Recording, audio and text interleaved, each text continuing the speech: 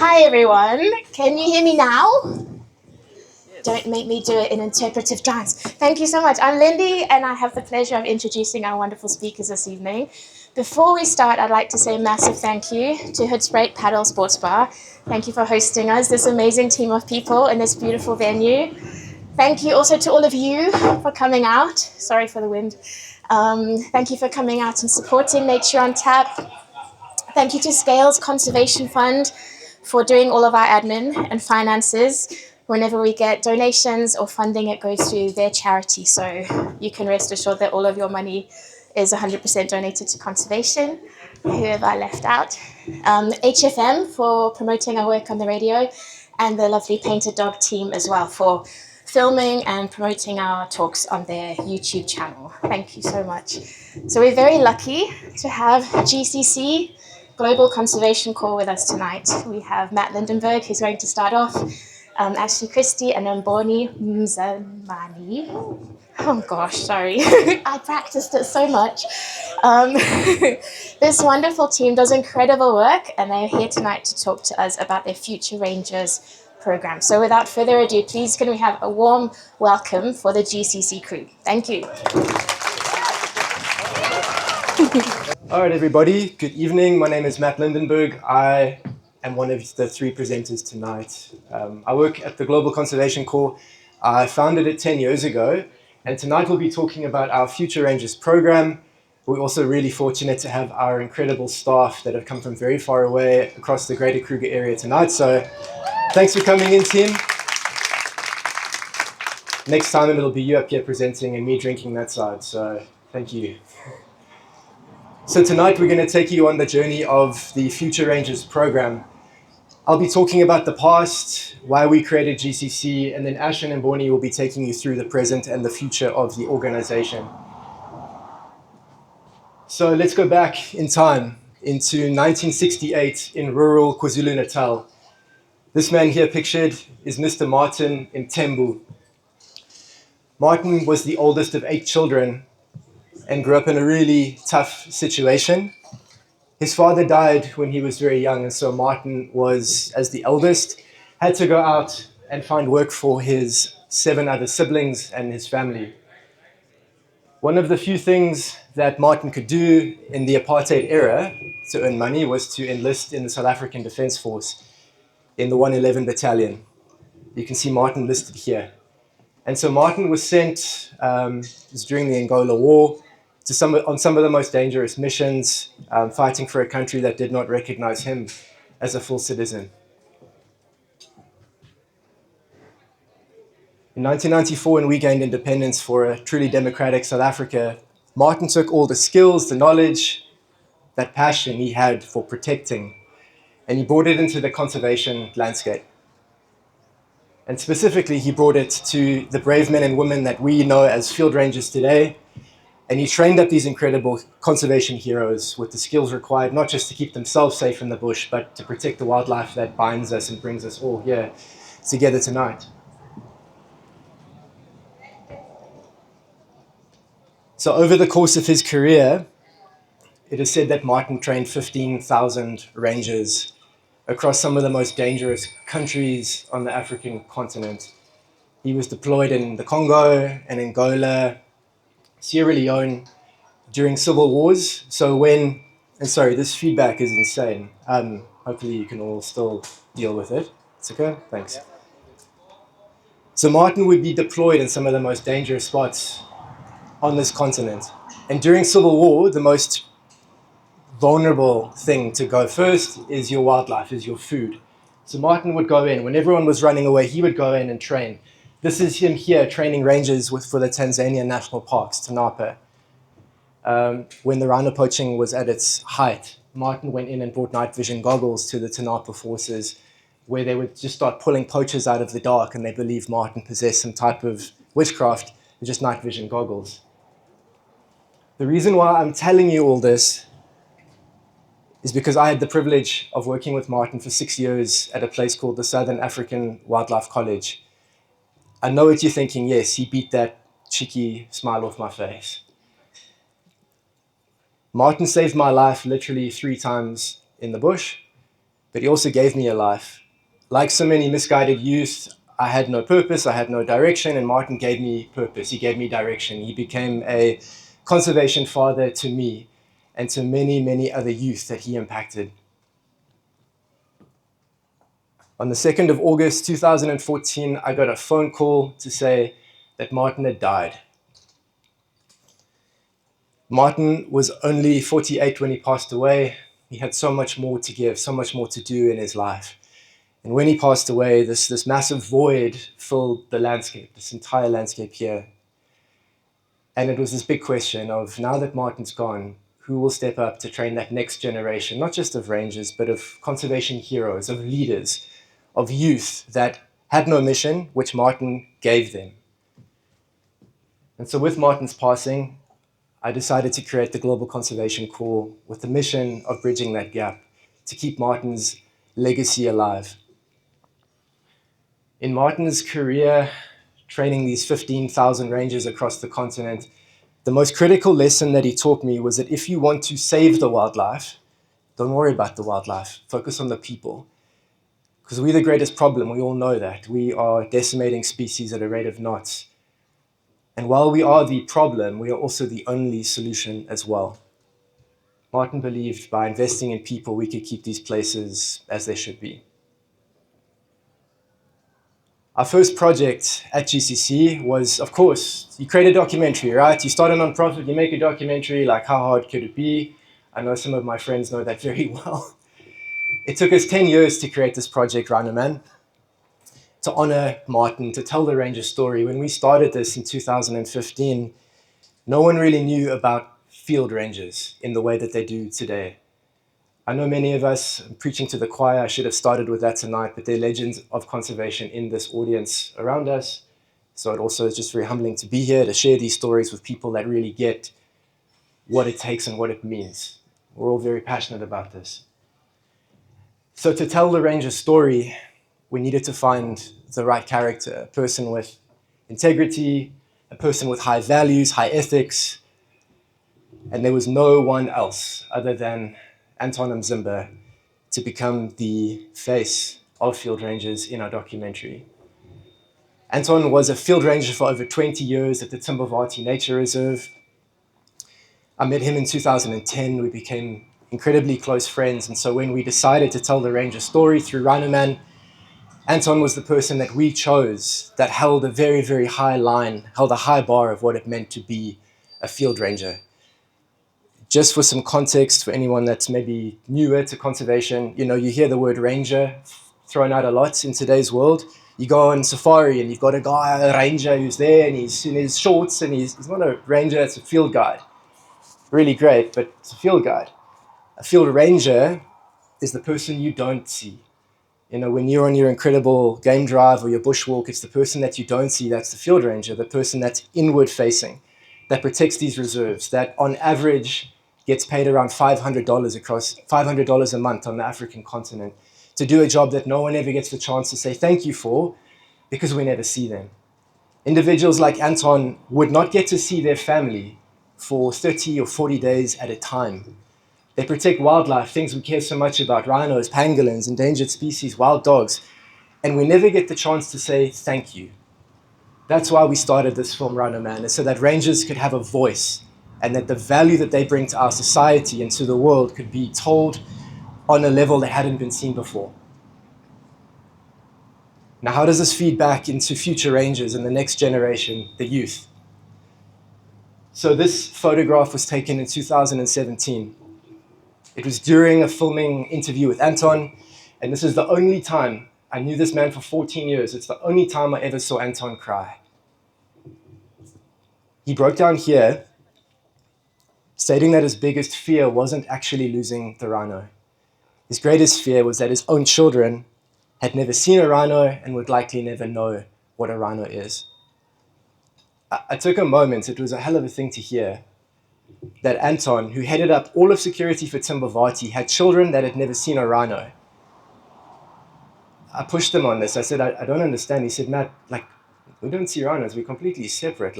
If our kids get the chance to see an impala, they're lucky, let alone big five. That doesn't happen. Anton was a teacher before he became a field ranger, and so as the eternal student, he told me to go and find out the facts for myself. And we did, with a few of the amazing team sitting at that table. Here's a photograph that speaks 1,000 words. We interviewed over 500 youth, 500 children living along the central portion of the Greater Kruger National Park. And we found that 4 out of 5 children had never seen wildlife. 4 out of 5. Like if we looked at 80% of this room just disappeared. That's an abomination. In Anton's words, how could we expect the next generation to protect something they'd never seen, never known, never loved? I'll just be honest, like us white people, we get super on our high horse, super, upset when we talk about rhino poaching and how could this happen and these like we need to look at a much deep-rooted problem when it comes to this disconnection of populations that have been completely separated and marginalized without connection to nature. How do we expect the next generation to care about wildlife when on this side of the fence, things like sanitation, healthcare, access to education, opportunities are non-existent, and we expect them to care about a rhino they've never seen? Like, I'm going to get a tequila after this because it's still it's quite a situation we've got to keep working on. I will say here that our first student, when it came to the Future Rangers program, was Anton's son, Grant. Took him on a game drive, saw the value, saw the beauty of what it looked like when a young person got to witness wildlife with their own eyes, getting their own stories, with their own beauty of nature permeating into their soul. And some reverb. I guess as my part of the talk, the context of why we started GCC and why we started Future Rangers comes to an end. Many of you in the room, in this outside room at least, know what happened to Anton. On the 26th of July 2022, I did the math today, it's been 3 years and 1 month exactly since Anton was shot and killed in front of his family. In front of his family, his wife was shot, they took shots at his kids. And on that day, this region, in fact the world, lost a hero, someone that gave up everything, not for himself, for us. Anton, he had job offers from beyond the landscape. Across Africa, people wanted Anton because he was incorruptible. No one could touch Anton. He was there for the love of nature. Anton would always say, Rangers are buying us time. It's what we do at the time that counts. And so with that being said, we're going to transition now into our Future Rangers brand film.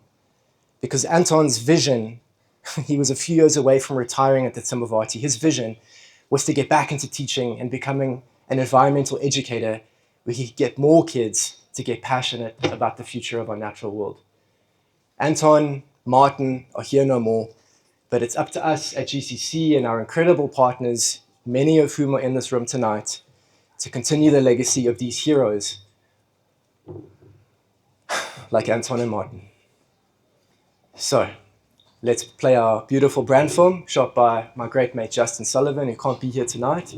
I hope it makes you cry, I hope it makes you feel something, and then we're going to switch gears over to what we do every single day now with the Future Rangers program. Thank you. Yes, man.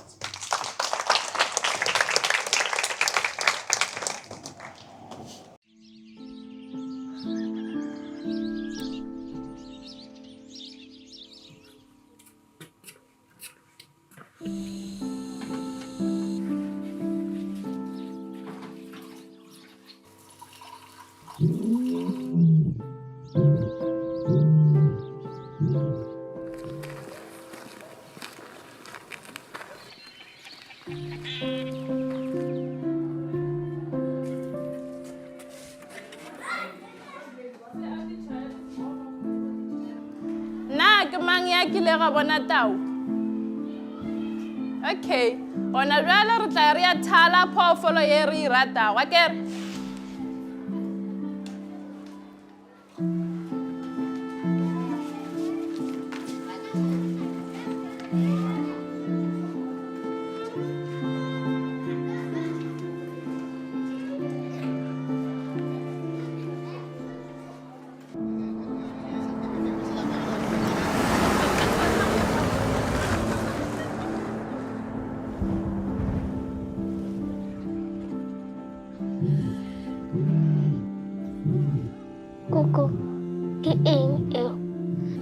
Ao ngwanaka, gale he ke sa gola ke lekana le wena, e ke fela ke di bona diphoofolo, re di sa dikgomo, re tsamaya re bona ditlou le dinare. Ke a di gopola diphoofolo tse.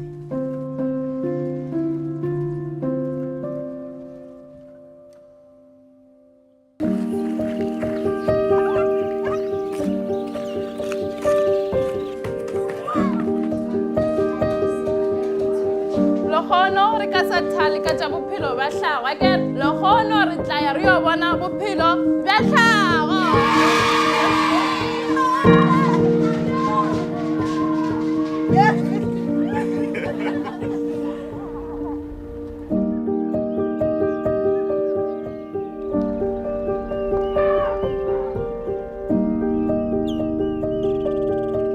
Diphoofolo tše di tšwa kae? A swi ri kona swi yimele n'wina. Ka go di hlokomela le go di tšhireletša.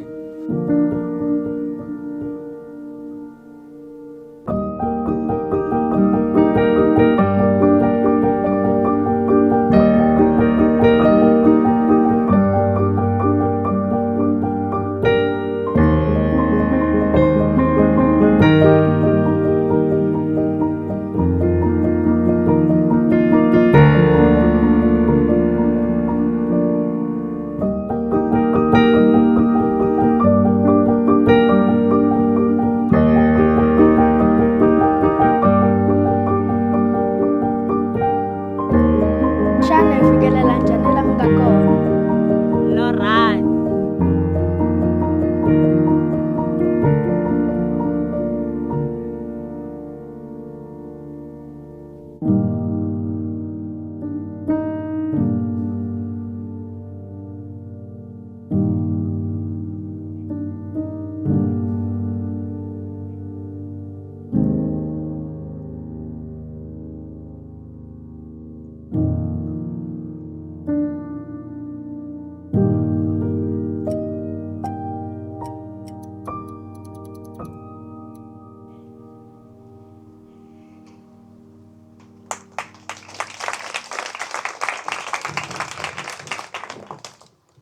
Hello everybody. My name is Ashley. Thank you all thank you all so much for being here this evening, and thank you Matt for starting us off so well. It is such an honor to be part of the core, the GCC team, and watching that clip reminds me of what a special organization it is. So I have a teaching background. I still identify as a very passionate educator, and so my role is to add some structure to the learning, to the Future Ranger program itself.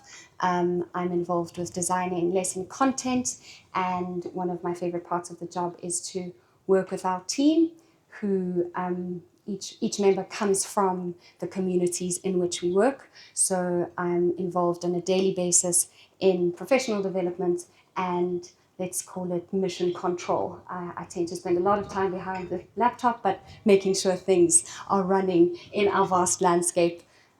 So where we are based is in the Manileti circuit. If you take Open Road and keep going, you'll eventually get to our area, which is just south of the Open Gate. I'm sure many of you have actually passed through a couple of the communities on the way to the northern Sabi Sand entrance. And we work in the areas of Clara, Gothenburg, and Velferdines. I've zoomed in on our specific impact area to show the 6 different schools where the program is implemented.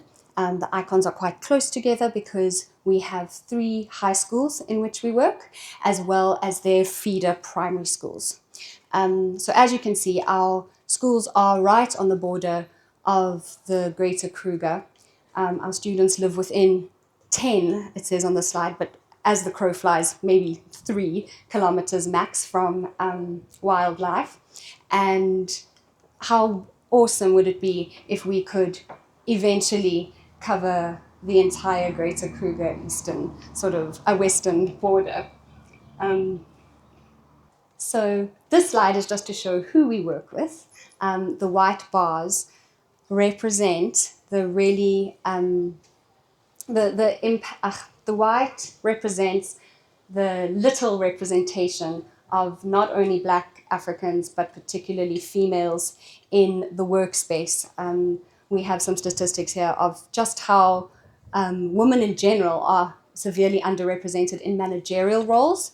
And so one of our goals is to change this, change the statistic. And our program is therefore 75 female represented, with one of our shining stars wearing her future graduation cap right there.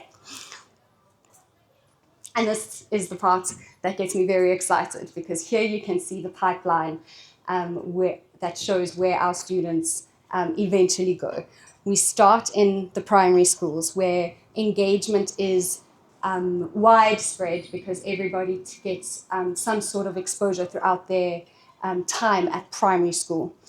This is thanks to the help of many partner organizations, and we for a long time have been involved in primary schools, and we realized that there is a gap in the high school sector for sure. Many organizations pour a lot of energy into primary schools, and then students are lost in the cracks, and the goal to connect youth to employment becomes difficult to achieve if you're not keeping track of your students. So the Future Rangers program is predominantly high school focused. In grade 7, we implement what we call our Sprout Scouts initiative, and that is where grade 7s are involved in managing the vegetable garden at each of the schools in which we work. And through the involvement in the vegetable garden, they get to have some outside time, some outdoor education, and their enthusiasm is monitored. And as a reward, they go on a game drive once throughout the year, slowly but surely changing that statistic that at least every young student coming through primary school can have said they've seen wildlife. Once we've identified our super enthusiastic students in the primary school, we invite them to apply to the high school program. And here you can see we have 3 tiers in our high school program. It's a rigorous application process that allows us to really reduce in number, but that's okay, because we really believe in focusing on quality over quantity. And that's where we take students who express an interest in nature, who show a genuine sense of commitment to making a difference. So our grade 8s and 9s are called our explorers. I won't go into the nuts and bolts, although I can, because I love discussing curriculum, but I'll save that for later. We have our explorers, and then we go into ambassadors in grade 10 and 11. And then from the ambassadors to grade 12, we retain the grade 11s of that cohort. So the grade 11s of the ambassadors become pathfinders in grade 12, and that's when we get to know them quite intensively in order to secure pathways in the future and ultimately connect them to employment. So in order to assist with this, we need systems in place to help us track and monitor the progress of each of our students. So we have our own app called Vumba. It is an educational delivery platform that we use to not only create lesson plans, but also schedule them. And on those lessons, we decide on particular skills that we'd like to instill throughout our program. We're aware that this is the 21st century and knowledge is at everybody's fingertips. So instead of focusing on information recollection, we focus on skills development.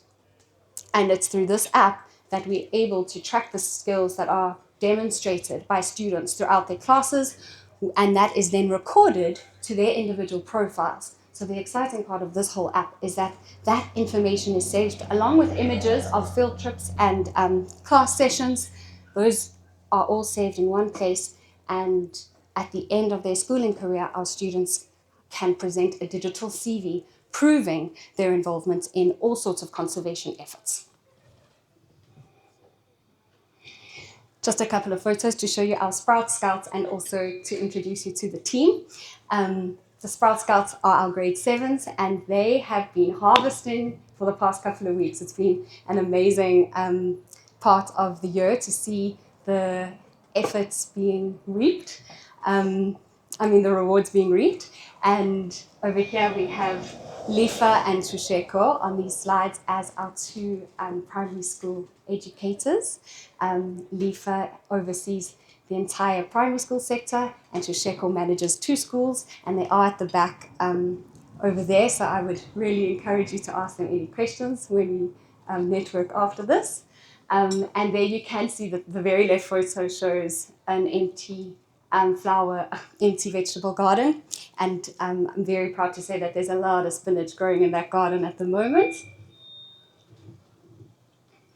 And then, as a reward, as I said earlier, we take our students on a game drive in grade 7.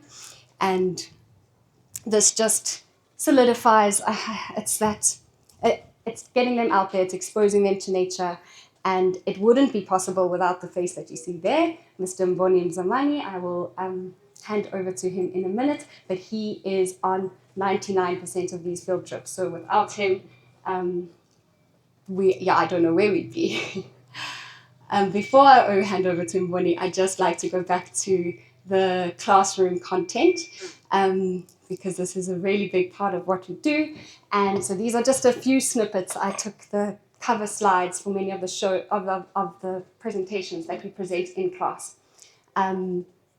Our curriculum is pretty modular. We jump around according to the interest of the students. So we're proudly student-led, and we're able to hop between topics depending on the context of the landscape.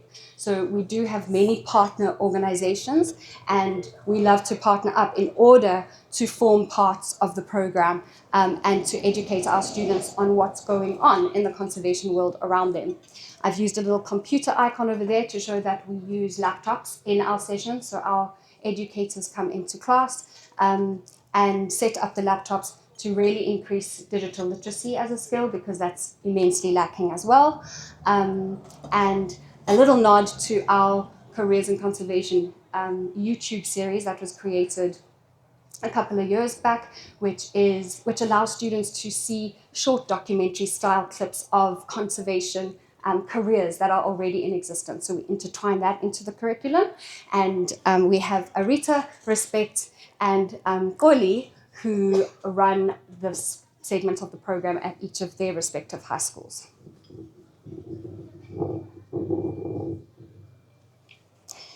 Thank you so much. I'm going to lead over to Mbhoni to help to describe the part of the curriculum that adds immense value, and that is taking our kids out into the wild. But before he does that, I'm going to ask him to share a little bit about his own journey, as he is the perfect ambassador for our organization. Thanks. Thanks, brother. Okay. Good evening, Riperile. It's Mbhoni Mzamani here. And I'm standing before you guys, feeling honored. Standing here as, I'd say, as a testament to the vision of the Future Rangers program. Why am I saying this? Well, before coming into the Hoedspruit and Manyeleti area, I worked in the Taba Range Provincial Park as a field ranger. But what inspired me to do that is the family that I come from. My grandfather was an ambassador for sustainable harvesting of fuel wood far up north in Malamlele area, around 70 kilometers away from the Punda Maria Gate of the Kruger National Park. Fortunately, that love for nature was passed on to my father, who intertwined that love for nature and photography as well. So as a result, he tried by all means to take us into the Kruger National Park. If it means we go to the gate and just stand there in the evening and elephants comes by and some impalas comes by for us to see it, he would definitely do that. So that planted a seed in me for the love for conservation. And I still reflect a lot on that moment that my father and grandfather passed on to me. So fast forward, I went to work as a field ranger in the Tower Range. It was an internship for a year. And then after that, I went to sell tomatoes and butternuts on the street. Used to wake up 5 o'clock a.m. with plastics, go into the bus and sell tomatoes to everyone. Mostly people were going to visit Joburg. And then one day, my former colleague in the Tower Range just sent me a link randomly. You know, when you're unemployed, anything that comes, you take. Then that link sent me directly to the GCC website. And then I applied for the scholarship. Honestly, I was just applying. I didn't know what I was signing up for. I was busy during the day with my tomatoes and all that. And fortunately, I got called for an interview. Mind you, it was my first time coming into the province of Mpumalanga. We had an interview in Sillington Tribal Authority area. And that's where I got interviewed.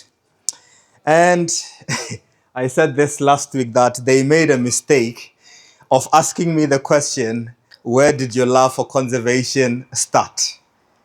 And I tell you, I answered that question until they were like, okay, it's fine.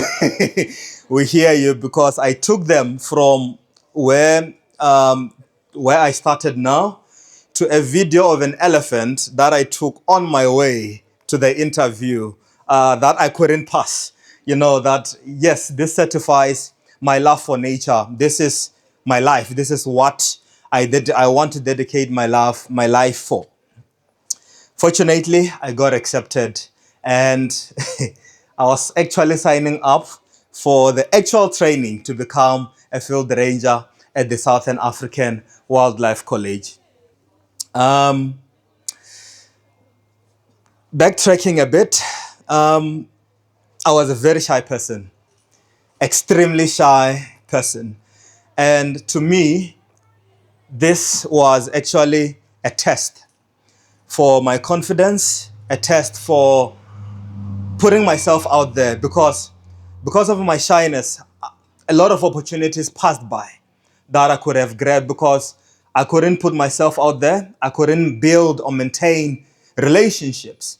And I identified that, and this became a second test, because before this, I worked as a facilitator for a waste management course, and I was the youngest in that class, and I had to stand in front of people, older people, preparing lessons and presenting to them on daily basis. So this was actually my second test. And fortunately, I went through selection process. I think this calls for you to go and have a chance to watch Rhino Man, because I think it demonstrates really well how rigorous the selection test is. But I also acknowledge that most of you could be aware of how the test was. Fortunately, I made it through selection and went back home. I remember at home, I wrote down on a piece of paper that this is my test. I want to be known. I want to put myself out there. I want to be seen for the good that my parents have bred in me. And then went through selection. I mean, not selection, but went for the actual training. And through the training, fortunately, I completed it. And I remember on the last day where we were handed over certificate, I stood up and went to Matt Lindenberg, and I was like, thank you, because I was feeling that I passed my second test, and I was feeling so privileged about that. So today, working here at GCC as the the head of community engagement. But before that, I came in as a producer and host for the YouTube series Careers in Conservation that Ash mentioned. And the main objective of the series is to expose learners to different careers in conservation. We noticed that not a lot of young kids are aware of the various careers that exist within the conservation field. When we ask, what do you want to become? I want to become a doctor. I want to become a field ranger. I want to become a field guide. I want to become a nurse and a teacher. But we've got way number of great opportunities that are at their doorstep. And through this YouTube series, we hosted and presented it in Chitsonga, and I spent a day with these local role models, seeing how their day looks like. And the series is now intertwined into the program itself. So we have paused in terms of the production. Currently, what we do is we bring in our partners who come into class and present more about their roles and responsibilities in the different careers that they are representing in the conservation industry. And in that way, we're further exposing the learners into the vast careers that are within the conservation field. Because we believe that once they know, then they will appreciate. And once they appreciate, they will have a buy-in. And once that buy-in ripples back into the communities, we'll definitely have a social fence to protect our iconic animals. So, to add on to partner visits, we now have field trips. We go on a number of field excursions. Like here, as you can see, our learners were here at the Blader River Canyon. It's amazing how these mountains are less than 60 kilometers away, and most of our kids knew nothing about them. I mean, we are in very close to a natural wonder here, the world's greenest canyon, and our kids didn't know a lot about them, about the mountain. But now, through the exposure that we're giving them, at least they're being enlightened as to what opportunities are within their doorsteps. We do day trips into Kruger National Park, and thanks to some of our donors who made it possible by donating this quantum, we got it this January, and through it now we are able to do as much, twice as more as we were doing for our learners. Let me also mention that throughout the weekly lessons that they get in class, they are taught a lot about wildlife and different careers that exist within the conservation field. So these experiences, they actually solidify what our brilliant facilitators would have done in class. So some of our students as well get a chance to experience these incredible conservation experiences that cannot be booked on any booking services, but only by privileged and the people who are making this possible. We've got Mr. Preach there, who is now our Pathfinder, and Acacia, who is one of our ambassadors. They both attended the rhino dehorning, and she was part of an elephant colliery.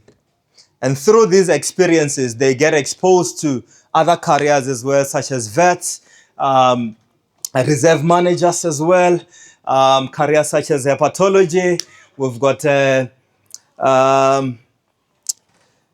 Nico Rate, who was busy with telemetry there at the Salati Research Camp, where they went to spend at least around 5 days being involved in terms of the research part of conservation. And then one integral part as well of the program is the 2-night stay at Koro Camp. We consider it as a leadership camp for our students. You know, as I interact with our learners, we realize there's a lot of, they hold back a lot because of shyness, and most of the shyness is there because of lack of exposure. And I see myself in them. And personally, my aim is to ensure that they pass that stage as early as possible so that they can achieve their dreams a bit sooner than I did. So in Kuru Camp, that's where we try and build their character, their soft skills in terms of how they present themselves, in terms of how they can be seen out there. Because you never know. Every time you have to put yourself out there, because your success depends on other people. We are who we are today because of the people who are around us. But in order for us to have good people around us, we have to put ourselves out there, and then we can be recognized in that sense. And then recently, we had an incredible experience at the Southern African Wildlife College, where we had our pathfinders spending a week in different departments within the college. So usually we have these experiences after higher education, after graduating after graduating. But they got this chance while they were in grade 12 for them to get an insight as to what it means to be part of the K9 unit, what it means to be a project manager, by staying a whole week, looking at or observing what a project manager does. And then in that way, they're able to make informed decisions in terms of the careers that they want to pursue. We all know, most of us, when we got to grade 12, myself, I wanted to be an analytical chemist. I didn't know what that means. I wanted to be a pharmacist. 1, 2, 3, I wanted to be a pilot, and that was because of lack of exposure, but once they get that exposure at an early stage, they get to make informed decisions about what they really want to venture into. So, I think that brings me to the segment where I will hand over to Matt to speak about the last objective of the program, or let me say the completion of the Future Rangers cycle. Over to you, Mr. Matt.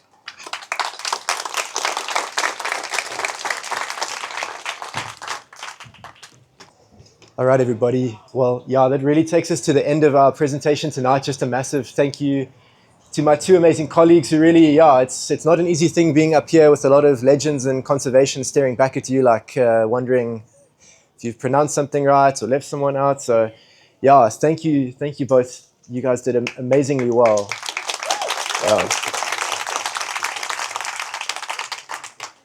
And to the unsung hero sitting at the table there, my amazing GCC team that I get to work with every single day, that's really where all the magic and the hard work happens. You think you're signing up for conservation and you're going to be seeing wildlife every day. It very rarely happens. And again, it comes back to what Martin used to say. If you want to save wildlife, you invest in the people. And if the people are good, the wildlife will take care of itself. So in closing, just to show you the big picture of Future Rangers program, where we've been for the last 8 years is developing relationships with children in primary school, now up through high school. At the end of this year, we've got our first graduating class of matrics, students that we've known for 8 years. They were this high and now they tower over me. It doesn't take much, but we've got a lot of amazing talent in the pipeline. We've got more than half of those students secured for either apprenticeships, internship, or even employment for next year, but we still are looking for places and opportunities for the top performing talent to go and find their conservation careers. We would be honestly nothing without our partners. Our partners allow us the opportunities for these students that we could not provide ourselves. And I truly hope that I have not missed out any of our integral local programmatic partners that give us access to these incredible reserves, organizations, mentors, experiences. We might be small and lean and scrappy, but yeah, when we work together, which is what this whole conservation game needs to do more of, we really can move mountains as a team. So I guess in closing, this is just a beautiful photo of that next generation. The majority of these students here are going to be finishing high school next year after putting in blood, sweat, and tears, sometimes for 8 years, to go and pursue those conservation careers.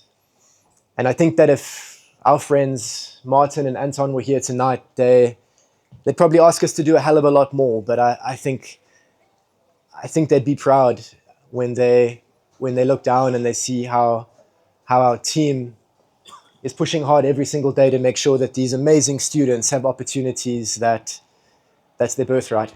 And that really when we hang up our boots, now that Anton's hung up his, like, this will be the next generation that ensures that our wildlife is either here or isn't. So if there's anything that you would like to learn more of, we've got, I think, a few minutes for a Q&A. We've also got merchandise. If you'd like to buy, we've got these cool Sweezer knives from Switzerland. I don't know why they gave us such a great deal, but they're for sale. We also have a podcast. We can also take you to space. We do everything. I'm just kidding. But we do have books for sale. Our Voices of Nature books just got published after 4 years of a podcast. We've got 30 interviews in that book with some of the most amazing wildlife photography produced from local photographers here. So if you'd like to support us tonight, there's some merchandise. Respect will hold it up and get your stoke. Yeah, guys, well, I think that literally brings us to the end. Ash and Mbhoni, do you want to come up? Are there any questions, concerns, complaints? How was your food? Thank you for a great evening, everyone. You can actually just give it to the people asking questions. And this field ranger is the eye of the animals in the dark. He's the one who's got his eyes wide open, is listening, you know. And then you also mentioned that one of the superb ranger was shot by his house. So to me, it seems like it's an unsafe job and it's also poorly paid. And how do you expect someone to perform at their, you get what I mean? Something is not making sense there, you know, but yeah. One sec, coming through. You got a whole post of them. I'm very sorry. Yeah, that's a great question. I agree. So there's a lot more to it. So that $500 a month, that's the sort of the global, let's say the continental average. Sorry, this is like a bouquet of flowers. But that's the continental average. What's been really incredible to see is that in South Africa, in this region specifically, the reserves that we partner with in this landscape are doing so much more for rangers than what that $500 a month says. You know, if you have a war, you send soldiers there and they get danger pay, they get all sorts of different benefits and payouts. This is a war. This is a serious full-blown war where people are literally losing their lives. So with reserves in this area, employees don't just get higher salaries than what I've mentioned, but they also have incentives for keeping reserves safe. So a carcass-free allowance. So every month that a rhino isn't killed, all staff gets a payout, gets a bonus. There's better access to education, there's better access to scholarships, there's better access to healthcare, insurance, further education. So that's the global average or the continental average for rangers. But yeah, that's a really hard job. We've had it in our schools where we talk about one pathway is a ranger. We're very close to that world of rangers. But then in the news or in your village, a ranger gets shot and killed, or his family gets shot, or his child gets abducted. So it's really hard, which is what made Anton so special. He knew all of those risks. He had to move his children and his family multiple times because of death threats, and he still protected our wildlife, which is why we are saying, like, it has to be a collective effort where we all work together, because again, these rangers are fighting tooth and nail to give us opportunities to create more solutions, more ideas, more innovation. The solution we believe in is education, but it's going to take a village in order to honor the rangers' sacrifice, which again, we feel really passionate about telling because they don't get the recognition they deserve. And it's a really good question. Why would someone want that profession if you get shot and killed and paid little? Thankfully, in this region, it's improving a lot, but there's still a long way to go. And thank you for asking. Do you have anything you'd like to add? No, Yeah, maybe just to clarify as well, like I think our origin and our story really came from Rangers and the messages that Rangers taught us. But the pathways that we support our students in are very, very diverse. So we've got 2 students in our program out of the 18 matriculants that want to become field rangers, but we've got someone on a pathway for a pilot. We've got someone wanting to become a vet. So we've got all these different pathways, and that's, I guess, Ash just wanted to make sure that the name Future Rangers can be misleading. We don't expect all these kids to graduate, pick up rifles, and go and fight a war. It's always been an important thing to explain. It's just really the idea that we all are rangers. We all have a duty to protect this wildlife and this nature through different ways. All right. Thanks. Thank you so much. Ooh, dropped it. Thank you for this one. Thank you, got it. Thank you once again, Matt, Mbhoni. Ash, do we have a question? Yes, we have a question. Wonderful, you're close to the front. Excellent. Got to hold all of them. Okay. Thank you. It's not so much a question, it's just like a acknowledgement. I've been to a lot of talks in the world about all sorts of things, and it's not often that people focus on people. So I think it's incredible, everything you guys shared, each one of you. The fact that your mission aligns with the fact that the animals will take care of themselves and the people are the ones that actually need the love and the care, and then they'll like pour that out into their surroundings. And so inspiring. So yeah, just amazing. And everything you guys have done, like the curriculum, the way you've thought it out strategically. I mean, you say you're a tiny, scrappy little team, but honestly, it's like global stuff you're doing here. So, yeah, just acknowledge your your input. Amazing, yeah. Yes. Thank you very much.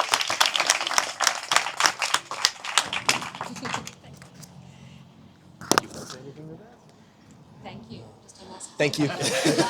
Thank you so much. Any last questions before we wrap up? I don't see any hands. Thank you guys so much. Thank you, Paddle Court. Thank you, amazing GCC team. We really appreciate it. Thanks a lot.